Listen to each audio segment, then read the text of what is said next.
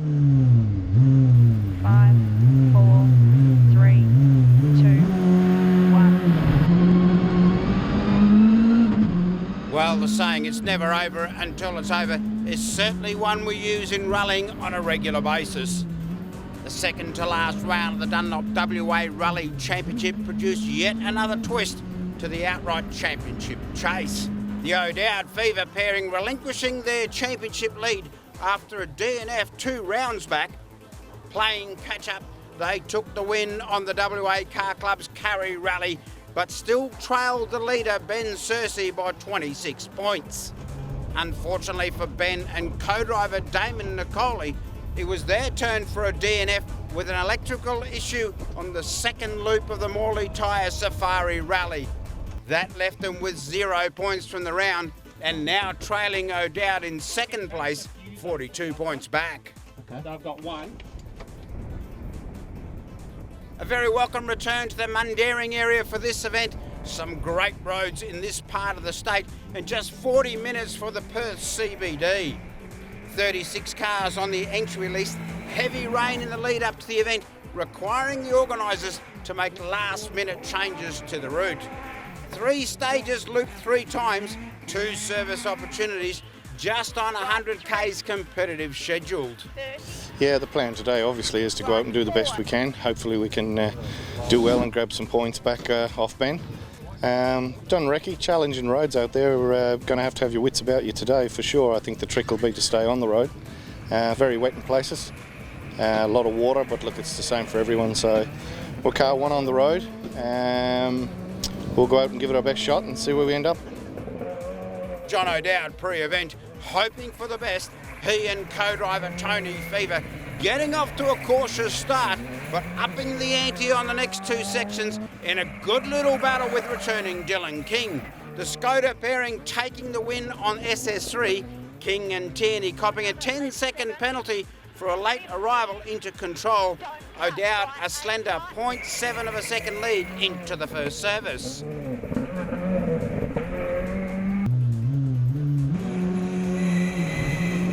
The next 2 loops included top 3 and top 2 fastest times for the Skoda pairing, who finished off the round with the quickest time on the final section and the second outright with a big bag of points.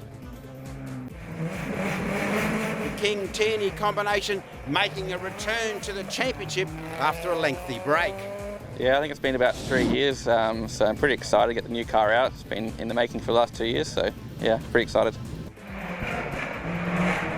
It would be the opening stage of the loop that did the damage to the chasers. On all 3 runs of this section, King and Tierney were fastest, using the result to springboard them to the pointy end and then build and hold a gap over the field. An excellent return to the series, full points for a plan well executed by this team. For King, obviously still plenty of speed in this former state champion driver.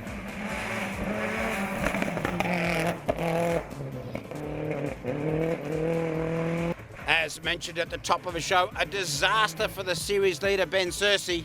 His usually very reliable Evo grinding to a halt mid-stage. He and co-driver Damon Nicoli were unable to sort the issue, the team later discovering a wire in the harness had been shorting out, causing the problem.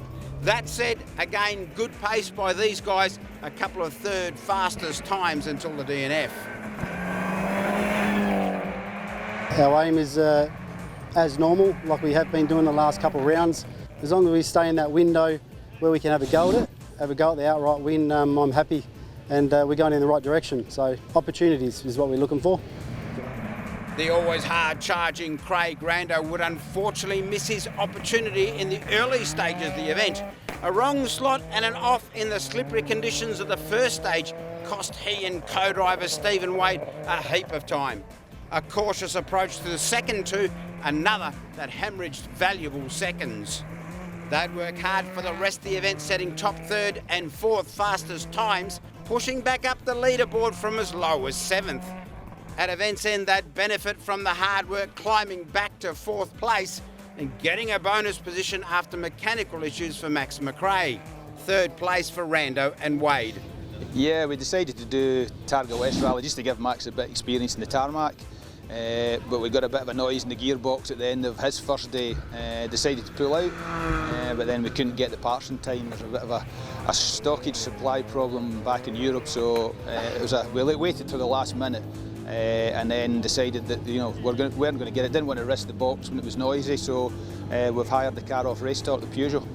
The idea for this year was to get as much mileage as possible and get Max the experience of not just the competing in the stages, but on pace note making, checking notes, just getting his head around the whole package that you need to have. And it was going to be a great year for that, but it's not worked out that way. We've lost a few events because of COVID, obviously, and then we're now back here in W because we know we can do the events. We don't need to cross a border, and we'll get the mileage we can. We'll get as much as we can into the end of the year now. Alistair McRae explaining his development plan for son Max. Great to see this young guy in our championship. Another round and another car, this time the AP4 Peugeot. Max taking advantage of every opportunity provided to him, building up as much experience as he can. Recce was good. The stages are really tricky. Definitely one of the hardest rallies I've done so far in the last 2 years I've been rallying. It's pretty slick out there. It'll be very muddy in places. It'll be pretty wet, but apart from that, it'll be a lot of fun. I'm looking forward to it. And mate, you've had a bit of a run in the car? Yeah, we were up at Bakers Hill last weekend and we had a half a day in it. And the car's rapid. I can't wait to get out. It'll be a real quick car. I just need to keep up with it and just keep it on the road.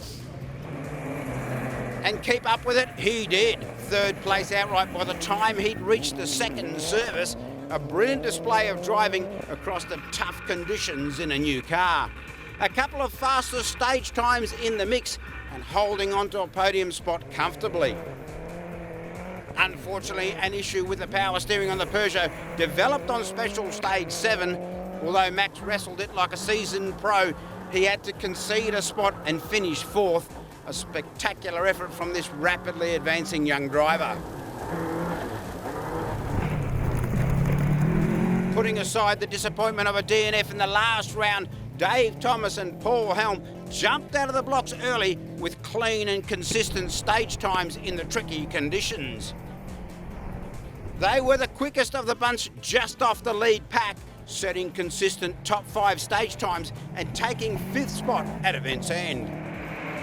Jack Flanagan would have a trouble round, actually lucky to even make it to the start after damaging his engine in testing just days before.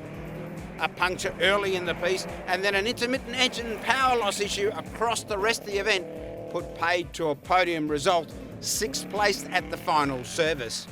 A good job from Kelly Thomas and Graham Iddles, 10th and 11th place respectively, well deserved on this super challenging rally.